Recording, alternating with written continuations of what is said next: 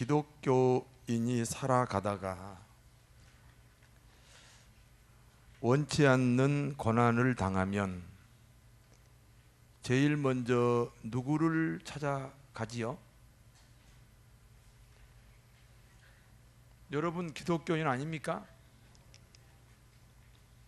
기독교인이죠?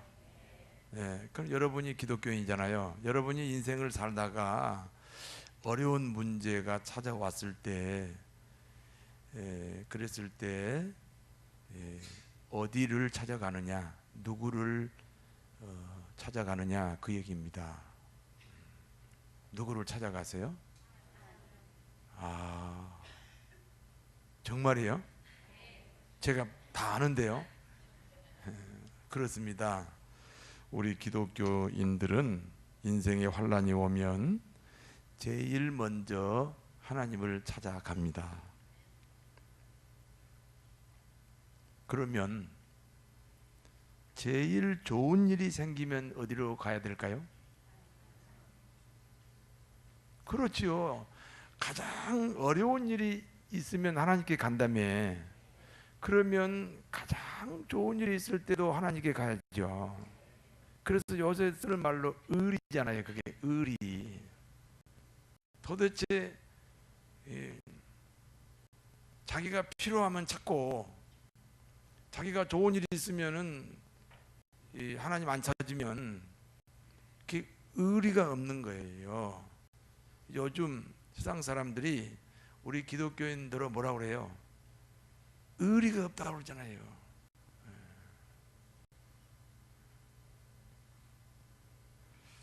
가장 좋은 일이 생겨도 하나님께 와야 합니다.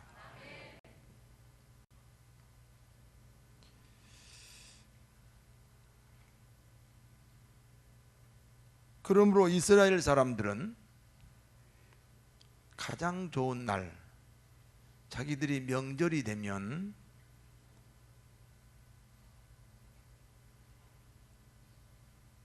예루살렘 성전으로 모였습니다. 하나님께 왔다는 거예요. 그런데 우리 대한민국 기독교인은 명절 좋은 날이잖아요. 성전으로 와야 되는데 고향으로 가버리고 조상에게 제사 지내러 가버린 거예요. 우리 대한민국도 이제 추석 명절이 되면 이 교회로 모이고 하나님께로 모이는 이런 문화가 만들어져야 됩니다.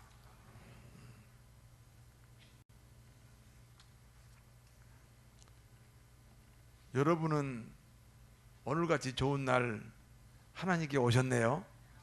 아주 성경적으로 아주 예루살렘 성전으로 이스라엘 백성들이 모여요.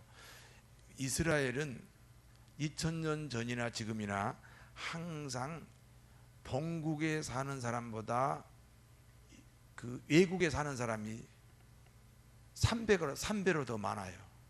언제나. 그러니까 뭐 러시아에 살건 아프리카에 살건 독일, 영국, 미국 세계 여러 나라에 흩어져 있다가 자기들의 명절이 되면 전부 예루살렘 성전으로 모여요.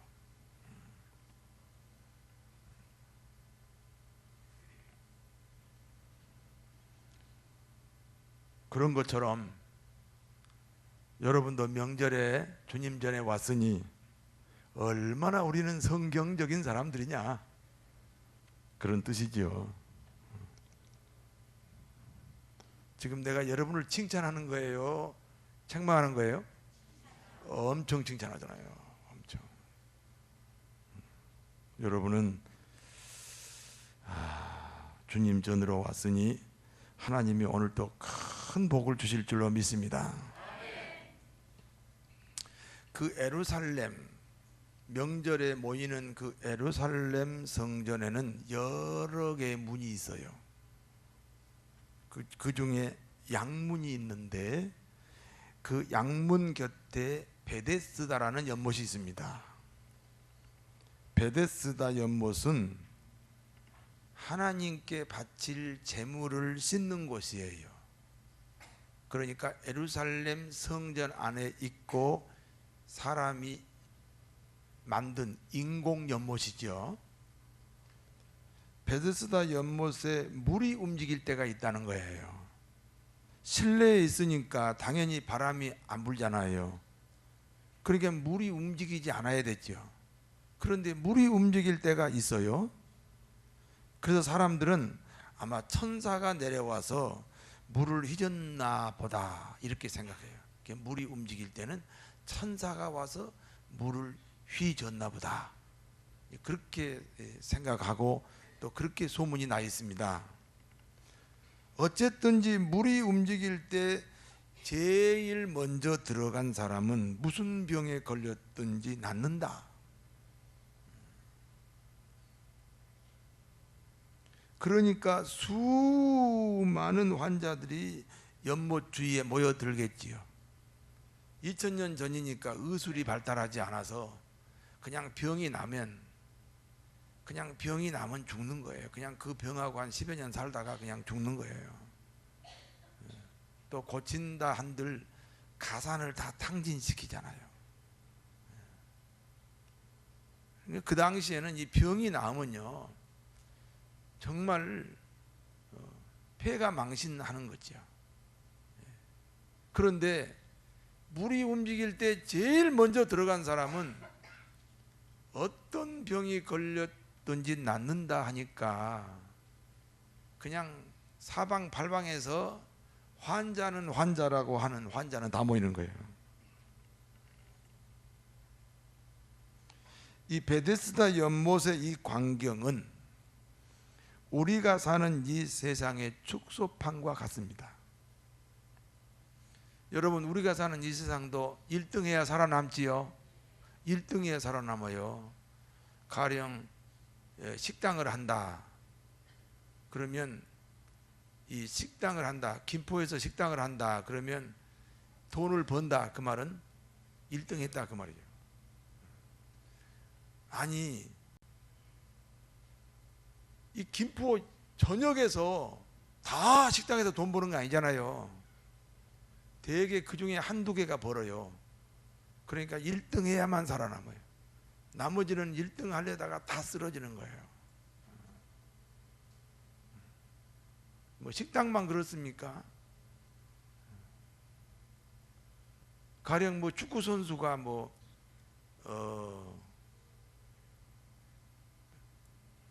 맨체스터 유나이티드에서 박지성이가 거기서 뭐 히트를 쳤다 그러면 그 박지성 같이 되려고 1등 하려고 수십만 명이 실패하는 거예요.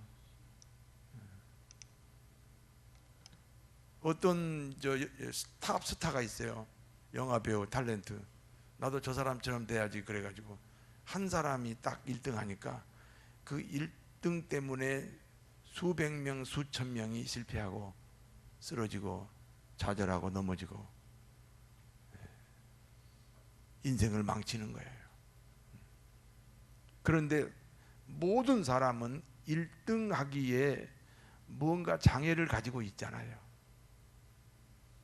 여러분, 1등 하기에 완벽한 사람 어디 있어요? 다 장애를 가지고 있죠. 예를 들어서 그 베데스다 연못에 1등 하려고 쩔뚝발이는 쩔뚝거리면서 가지요. 안진병이는 뭉개면서 가지요. 장님은 넘어지면서 가지요. 벙어리는 말 못하면서, 김머거리는 듣지 못하면서, 중풍병자는 온몸을 부르르 떨면서 뭔가 1등 하기에 다 장애를 가지고 지금 1등 하려고 하지요. 성도 여러분, 이 세상에서 성공하기 위해서 그 성공의 그 장애 요소를 다 우리가 가지고 그 성공하려고 하루하루를 사시다가 오늘 이 자리에 오지 않았습니까?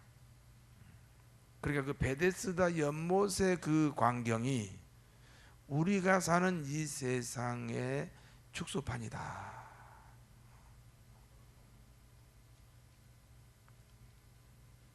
그렇게 생각을 하지요? 그렇습니다. 이 베데스다 연못을 찾아온 사람 중에 38년 된 환자가 있어요. 이 사람은요, 앉지도 못해. 아예 누워 있어요. 주님이 이 사람을 찾아왔어요. 그리고 이렇게 질문합니다. 내가 낫고자 하느냐? 아니, 거기 나서려고 왔지. 어떤 환자가 거기 1등 하면 병 고친다고 해서 왔는데 누가 구경 왔겠어요? 그런데 주님이 왜 그러면 이와 같이 질문했겠나? 너 낫고자 하느냐? 이렇게 질문했단 말이에요. 나서려고 왔지. 심심해서 왔겠어요? 그런데 왜 주님이 이런 질문을 하셨겠느냐? 그겁니다.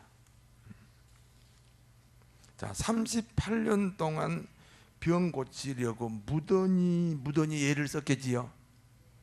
1년에 한 번 시도했다면 몇 번 실패한 거예요? 38번. 그러면 한 달에 한 번 고치려고 시도했다면 몇 번 실패한 거예요? 456번. 내가요, 계산을 빨리 한 게 아니고 다 적어왔어요. 그러면 하루에 한 번씩 병 고치려고 시도했다면 38년이니까 13,870번.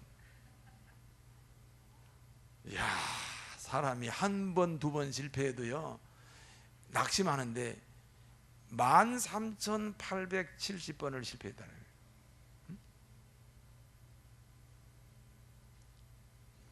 사람이 여러 번 실패를 반복하면 이 실패라고 하는 고정관념에 빠질 수 있지요. 그 실패라고 하는 고정관념이 자기를 사로잡는단 말이에요. 그래서 예수님이 질문하는 거예요. 너 낫고자 하느냐? 보통 사람 같으면 이렇게 대답하죠. 낫긴 몰라요. 내가 13,870번이나 해봤어요. 또 한 달에 한 번이라고 치면 내가 456번이나 해봤다니까요. 내가 한두 번 해봤어요. 낫긴 몰라요. 그럼 여기에 왔어요. 그냥 습관적으로 왔지요. 뭐 이렇게 대답하는 것이 보통 사람들의 대답이에요. 그런데 이 환자는요, 예수님의 질문에 뭐라고 대답한지 아세요? 예! 나야지요! 아니, 깜짝 놀래라고 한 거예요. 참나. 예, 나야지요. 그런데 누가 나를 저 연못에 넣어줄 사람이 없네요. 내 힘으로는 안 되네요. 그때 예수님이 말씀합니다. 일어나 내 자리를 들고 걸어가라. 그 사람이 자리를 들고 걸어갑니다.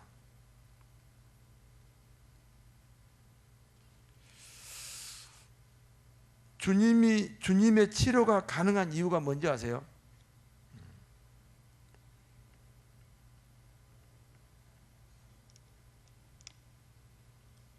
자, 하루에 한 번이면 몇 번 실패했다고요?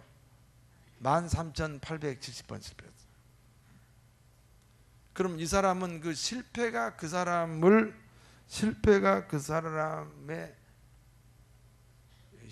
실패의 포로가 돼야죠. 그 실패라는 고정관념에 빠져 있어야 맞는 거죠. 그런데 이 사람은 그 실패가 그 사람을 사로잡고 있지 않다는 거잖아요. 예, 나야죠. 나야 돼요.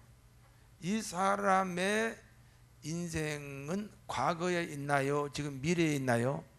미래에 있는 거잖아요. 여러분, 집에 가면 앨범이 있어요. 그렇죠? 그 앨범을 이렇게 보면 거기에 누구 사진이 나오죠? 나의 사진이 나오죠. 그 사진이 나일까요? 내가 아닐까요? 내가 아니에요. 왜냐? 그 시절로 돌아갈 수 있어요, 없어요? 없으면 내가 아니에요. 여러분 참 자기 자신에게 속고 살아요. 자, 다시 말할게요. 거울을 보면 거기에 누가 보이죠? 그게 난가요? 그 거울에 있는 사람이 나면 내가 둘이게? 아이고 그럼 좋겠네. 공무원 시험 볼 때 한 사람만 가면 되겠네. 여러분 거울에 비치는 나가 실제로 내가 아니죠. 그런 것처럼 다시 경험이 안 되는 과거는 내가 아닌 거예요. 그러면 나를 만날 수 있고 나를 경험할 수 있는 나는 어디에 있나요?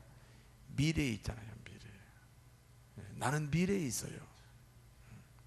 그러니까 나를 어디다가 둬야 되느냐 하면 과거에 두지 말고 미래에 둬야 돼요. 그리고 그 미래에 있는 내가 오늘의 영향력을 미쳐야 돼요. 가령 내가 병이 들었다 이거예요. 그러면 내가 건강한 나를 미래에 두란 말이에요. 건강한 나를 미래에다가 두어요. 꿈을 꾸라 이 말이에요. 그림을 그려. 건강한 나를 미래에다가 그림을 그려요. 미래는 백지와 같잖아요. 그 백지에는 누가 그림을 그리냐에 따라서 값이 달라지잖아요. 미켈란젤로가 그리면 500억이에요. 레오나르도 다빈치가 그리면 1000억이요.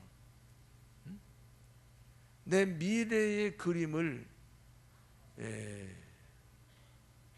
하나님이 그리도록, 하나님이 그 그림을 성취시키도록 우리는 꿈을 가져야 한다 그 말입니다. 그러니까 이 사람은 지금 38년 동안 실패했는데 주님이 너 낳고자 하느냐 왜 물어보느냐? 본인이 동의를 해야 돼요. 하나님과 우리는 인격 관계라 그래요. 자, 무슨 얘기냐면, 자, 도둑질하러 갔어요.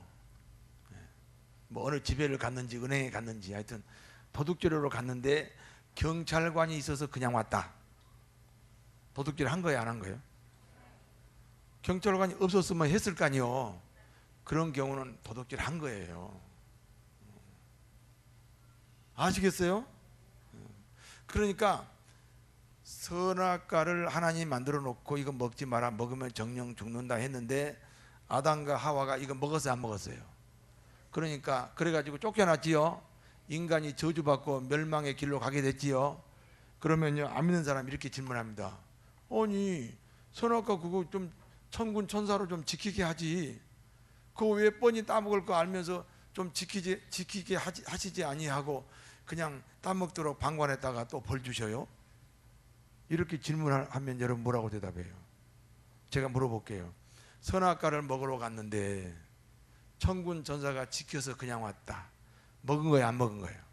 그건 먹은 거예요. 이걸 인격 관계라고 그래요. 인격 관계. 내가 이거 설명하면 꼭 한 번 더 설명하는 게 있는데 여러분 이해하고 들으세요. 부부가 있잖아요. 부부가 남편이 더 힘이 세고 여자가 또 힘이 좀 별로 없지요. 요즘은 안 그런가요? 근데 여자가 더 힘이 약해요. 그래서 혹시 성행위를 아내가 싫어하는데 남편이 강압적으로 했다. 그러면 대한민국 실정법에 걸려요, 안 걸려요? 걸려요. 감옥 가요. 뭐냐면 인격적이라는 거죠. 부부와 부부 관계, 부모와 자녀 관계, 친구와 친구 관계, 교우와 교우 관계, 특히 하나님과 성도 여러분의 관계가 인격 관계예요. 그래서 달라 그래야 주시는 거예요. 예를 들어서 달라고 하지 않아도 주는 관계가 있어요. 주인하고 좋은 관계. 군대에 싫어하지요. 군대는요 달라고 안 해도 줘요. 그래서 군대 가는 거 싫어하는 거예요. 저 같은 사람은요 이 영혼의 자유를 많이 누리는 사람이거든요. 성격상. 난 군대에서 아주 죽는 줄 알았어요. 그 인격이 없어요. 거기는 잘못된 곳이라는 게 아니에요. 군대라는 특수성 때문에 어쩔 수가 없어요.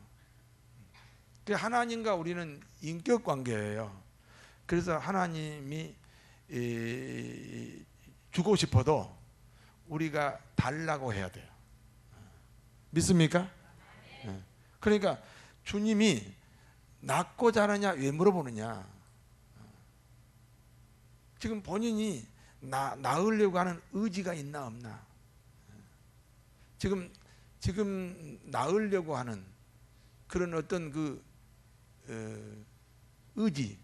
낳긴 뭐 나요? 내가 하루에 한 번씩 시도해가지고 13,870번 실패했고, 또 한 달로 따지면 456번이나 실패했고, 1년에 한 번으로 따지면 38번이나 실패했는데 뭐 낳긴 뭐나, 이렇게 자기 스스로 과거에 묶여버리고 실패의 포로가 돼버리면 본인이 지금 동의 안 하잖아요. 낳는 것에 대해서 동의 안 하잖아요.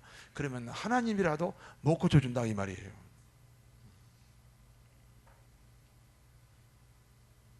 그래서 낳고자 하느냐 묻는 거예요. 그런데 이 사람은 어쩌면 과거의 포로가 아니에요. 38년이나 실패했는데 이 실패가 그 사람에게 전혀 영향력을 미치고 있지 않는 거예요. 네, 나야죠. 그런데 내 힘으로는 안 된다는 거예요. 여러분 인생 좀 살아보니까 인생이 내 마음대로 안 되지요? 안 돼요, 안 돼요. 내 마음대로 안 돼요.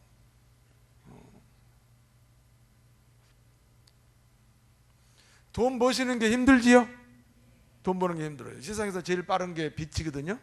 똑딱 할 때 이 빛이 지구를 7바퀴 반을 돌아요. 빠르네. 정말 빨라요. 이 빛보다 더 빠른 게 사람의 지혜예요. 이 빛이 빠르다는 걸 알아내잖아요. 그렇잖아요. 사람이 만들어 놓은 컴퓨터가 빛보다 더 빨라요. 그런데 사람이 영리하다고 돈을 벌어요? 사람이 똑똑하다고 돈을 버냐고. 그러니까 돈이 사람의 머리보다 더 빨라요. 세상에서 그러므로 제일 빠른 게 뭐예요? 돈이에요, 돈. 그래서 돈다, 돈. 그런데 그 돈을 쫓아다니세요? 그 빠른 돈을 쫓아다니시냐고. 그 돈 못 버는 사람은 특징이 뭐죠? 바빠요. 집사님 요새 어떠세요? 바빠요, 바빠. 그러면 저 사람 돈을 못 버는구나. 내가 물어봐요. 집사님 요새 뭐 하세요? 목사님 저 한가한데 뭐 일 시킬 일 있어요? 돈 좀 버는구나. 저 사람 돈이 쫓아오는구나. 돈이 쫓아와야 돼요. 믿습니까? 돈이 쫓아와야 돼요. 그렇게 하려면, 돈이 쫓아오게 하려면 누가 도와줘야 돼요? 하나님이 도와줘야 돼요. 내가 38년 동안 시도해 봤는데 제 힘으로는 이제 제 인생 문제 해결 못 합니다. 누군가 나를 저 연못에 넣어줄 사람이 없습니다. 그렇게 38년이나 실패하고 깨닫지 마시고, 한 번도 실패 안 하시고도 그래 내 인생은 내 마음대로 안 된다, 이런 지혜를 갖게 되기를 바랍니다. 그러니까 주님이 그럼 내가 해줄게. 일어나 내 자리를 들고 걸어가라. 자리가 뭐예요? 자리가 38년 동안 그 사람을 올가맸던 환경입니다. 환경. 성도 여러분, 환경의 지배를 받아야 돼요? 환경을 다스려야 돼요? 그건 불신자들은 환경의 지배를 받아요. 우리는 하나님의 자식이고 우리는 하나님의 권세가 있어요. 죽음도 이겨버린 부활 권세가 있다고요. 그러므로 우리는 환경을 다스리는 거지 환경에 지배받는 게 아니에요. 오늘 예배당에 오기에 참 어려운 환경이죠.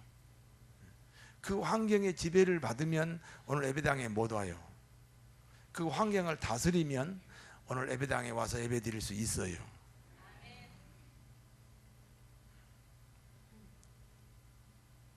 일어나라. 내 자리를 들고 일어나라. 내가 너를 치료할 테니까 이제는 환경에 지배받지 말고 환경을 다스려라. 자리를 들고 걸어가라. 이 사람이 자리를 둘둘 말아가지고 뛰고 걷고 찬양하고 하나님께 영광을 돌렸습니다. 이제 문제는요, 예수님의 이 치유 사건 이후에 유대인들이 예수님을 박해했다 그랬어요. 박해. 왜? 안식일 날 병 고쳤다 이거예요. 자기들의 전통을 거스렸다 그거예요. 그리고 결국 그 박해가 예수님을 십자가에 매달아 죽게 하는 결과까지 이어진 줄로 믿습니다. 오늘 본문이 주는 교훈을 여러분이 다 들으셨지만 제가 다시 한번 정리해서 요약하겠습니다. 주님이 38년 된 환자를 찾아간 이유가 뭡니까? 그 현장에는 수많은 환자가 있는데 전국 방방곡곡에서 다 모였는데 왜 하필이면 38년 된 환자를 찾아갔느냐 이 말이에요. 자, 38년 된 환자는 그 1등 하는데 불가능이 100%죠. 그렇잖아요. 아니, 안진뱅이는 뭉개서라도 가지요. 장님은 넘어지면서라도 가지요. 절뚝발이는 절뚝거리면서 가지요. 벙어리는 말 못하면서 가고 기머거리는 못 들으면서 가는데 이 38년의 안진뱅이는 일어나 앉지도 못하고 뭐하고 있다고요? 누워있어요. 100%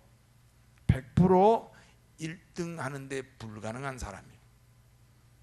이 사람을 만약에 고쳐주면 이 사람은 뭐라고 고백할까요? 주님이 고쳤다 하겠지요.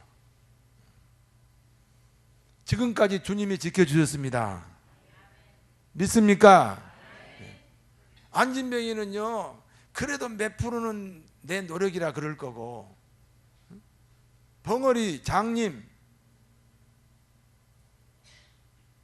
중풍병자, 그래도 몸을 좀 움직일 수 있는 사람은 다 자기가 노력했다고, 내가 고생해서 내 능력으로 내가 이만큼 잘 산다고 그렇게 말할 거 아니에요.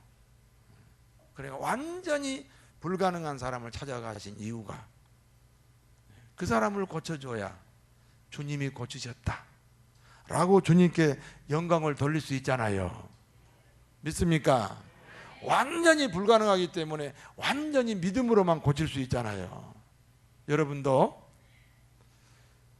주님이 복을 주신다고, 주님이 여러분의 인생의 문제를 해결하신다고, 100% 주님이 하셨다고 고백하실 수 있게 되기를 바랍니다.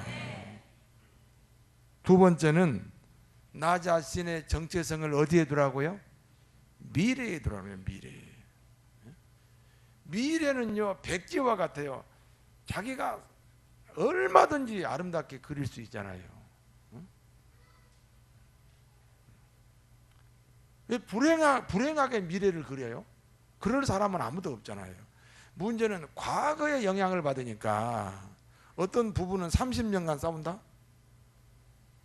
30년간 싸워. 아까 9시 에 들을 때 내가 그랬더니 막 웃는 분이 있어요. 그래서 당신이냐고 내가 물어봤어요. 왜 30년간 싸워요? 과거에 붙잡혀 있으니까 잘해줘도 의심하잖아요. 잘해줘도 의심을 해요. 무슨 꿍꿍이 속이 있지 그러면서 과거에 포로가 돼 있으니까요. 친구 간에도 절대로 화해를 못하고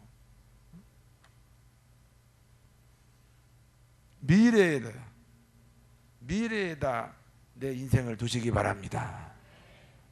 아주 최선의 상상을 하셔요. 그리고 그 미래가 나를 지배하도록 하세요.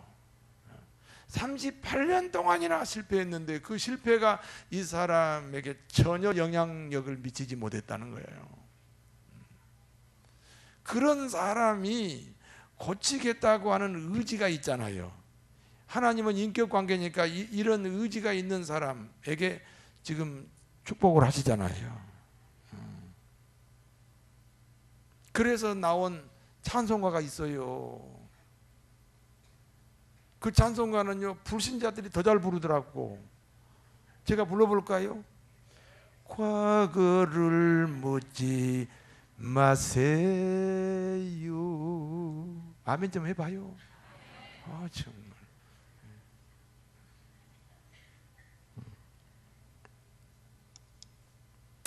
자신을 미래에 두어야 환경을 다스리게 됩니다. 자신을 과거에 두면요 환경의 지배를 받아요.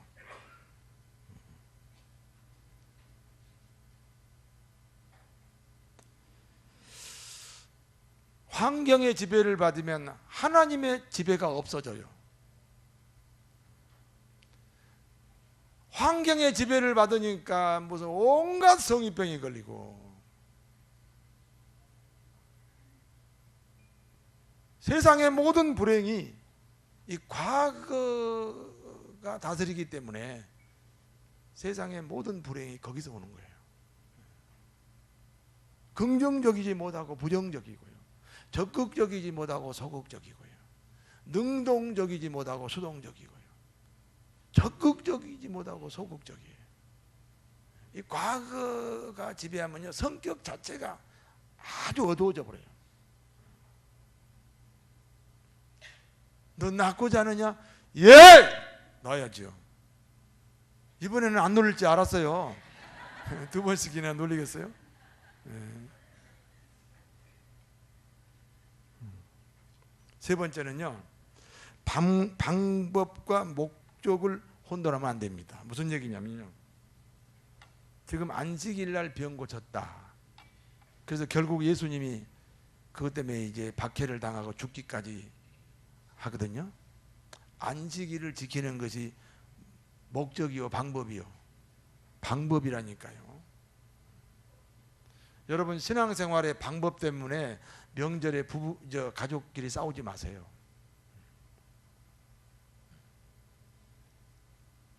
목적은 따라서 하나님이 내 인생의 주인이다. 하나님이 내 인생의 통치자다.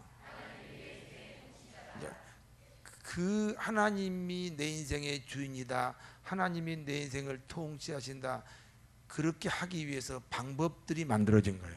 신앙생활이라는 것은 방법이 만들어진 거예요. 근데 이 방법이 목적이 돼가지고 오히려 하나님의 통치가 없어지고 하나님의 주인이 안 돼버리는 경우가 있어요.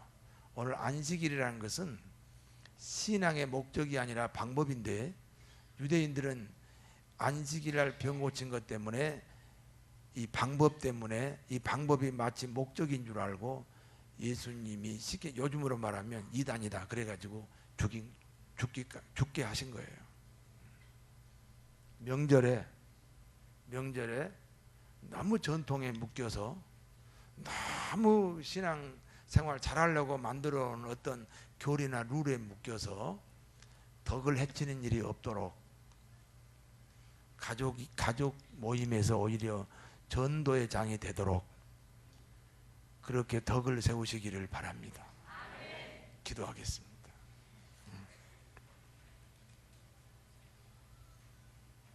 거룩하신 아버지 하나님,